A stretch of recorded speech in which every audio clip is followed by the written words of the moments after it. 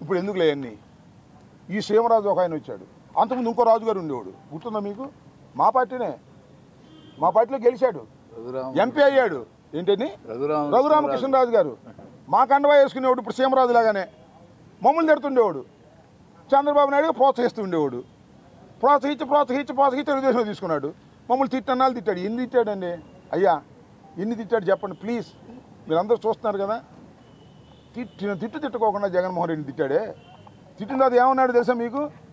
నేను జగన్మోహన్ రెడ్డి నా ఫ్రెండ్ రాజశేఖర రెడ్డి కుమారుడు, తప్పో రైటో తెలియక వాడు వీడు అన్నా నీకు అన్నాడు స్పీకర్కి ముందు.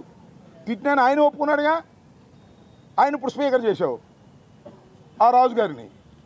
మళ్ళీ ఈయనెవరు ఇంకో రాజుగారు వచ్చాడు. పాపం ఆ రాజుగారు పేమెంట్ తీసుకునే మనిషి కాదులే, కాస్త చంద్రబాబు నాయుడు వల్ల పడి జగన్మోహన్ రెడ్డి గారిని తిట్టాడు మా కండవ వేసుకుని.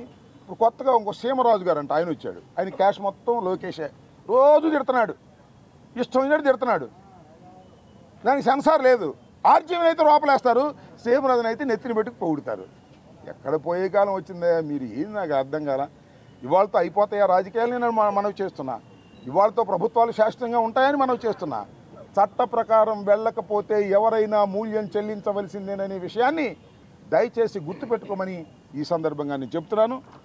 We are going to a legal battle. చట్టపరమైన యుద్ధం చేస్తాం, ఎంత దూరమైనా వెళ్తాం, న్యాయం కోసం పోరాడతాం. చట్టం ముందు లోకేష్ అయినా, అంబటి రాంబాబు అయినా, సీమ రాజైనా, ఆ త్రిపుల్ రాజైనా, ఇంకో స్పీకర్ గారు అయ్యన్న పాత్రుడైనా, ఈ లింగపాత్రుడైనా, ఎవరైనా ఒకటేనని నిరూపించేంత వరకు మేము పోరాటం చేస్తాం. తగ్గేదే లేదని కూడా ఈ సందర్భంగా నేను చెప్పలేదు.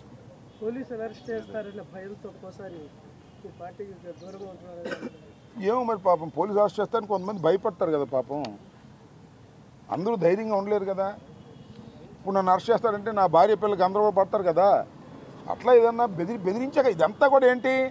మేము అరెస్ట్ చేస్తాం, మీరు పోస్టింగ్లు పెట్టొద్దు. మేము అరెస్ట్ చేస్తాం, మీరు మీడియాలో మాట్లాడొద్దు.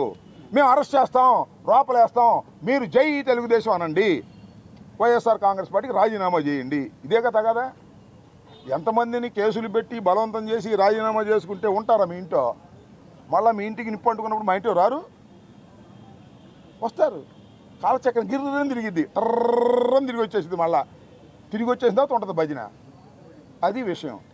చట్టం తన పని తాను చేసుకుపోయే విధంగా ఈ ప్రభుత్వం ప్రవర్తించకపోతే న్యాయస్థానాలకు వెళ్తాం, సుప్రీంకోర్టు దాకా వెళ్తాం, న్యాయ పోరాటం చేస్తామని మీ ద్వారా ప్రజలకి, ప్రభుత్వానికి చెప్పదలుచుకున్నాను. ప్రజలకు మనవి చేయదలుచుకున్నాను.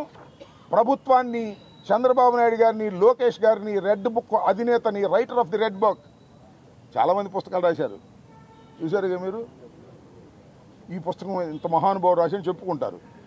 రెడ్ బుక్ రాసింది మాత్రం మన లోకేష్ బాబు గారు. ఆయన శాశ్వతంగా రెడ్ బుక్ రచయితగా నిలిచిపోతాడు.